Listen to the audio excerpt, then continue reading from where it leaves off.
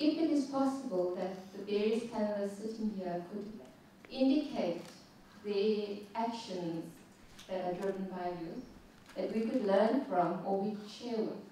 With their knowledge and without those bad mindset what the older generation may have because of the history, they will be able to break this vicious circle of mistrust what we have in our region. So I know that even regionally, I mean, the universities have extremely good cooperation among each other in the region. So they are doing much better job than the politicians are doing in our region. For us at the center, we integrate, we capture education as part of as an obligation for them to learn something in high school.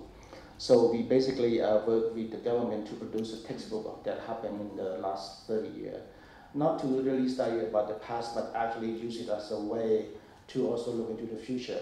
In Cambodia, it's 1,321 high schools across the country, and it consists of 1 million students today reading the books from the past. And we experience that having young people read this kind of thing and do this homework even once in a lifetime, it's really the best medicine of healing for the old family who've been through this itself. And that it's basically integrating this history into the system itself. So for us, for the victim and perpetrator, you do the best you can. You provide, you get museum, you get memorials, you get a forum, you get all of the things. But I think that if we fail to capture the group of the young people, this can happen again. Apartheid was declared a crime against humanity. Nobody stood trial in this country, unlike what is happening in Cambodia. Who we saw were the foot soldiers who came to testify.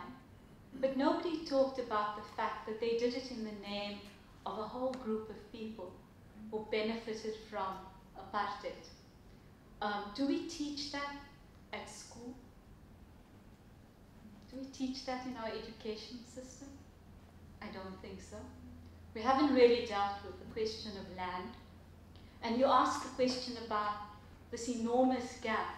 South Africa now tops the list of the most unequal society in the world. Something has to give. And I think that perhaps we don't realize it, but we're living very close to the knife edge. When young people feel that they have no stake in our society, when they feel completely marginalized and disempowered, don't be surprised if we have another revolution, only this time it will be much, much more bloody. It's a rage. Look at the way in which crime is being acted out. It is a rage against the fact that we have not dealt with this question of benefit. Can 5% of our society own the whole economy? If 3 generations have not worked, can you imagine the anger? You look at, it's like looking into a shop window, you can see, but you can't buy. Wealth, I mean, there are obscene differences in wealth in this country. Well, one of the ironies of the frustration of the youngsters, it's on both sides. And that's not being dealt with, because those two parties, in 10 years' time, are going to be the guys sitting at the table saying, right, let's have a revolution.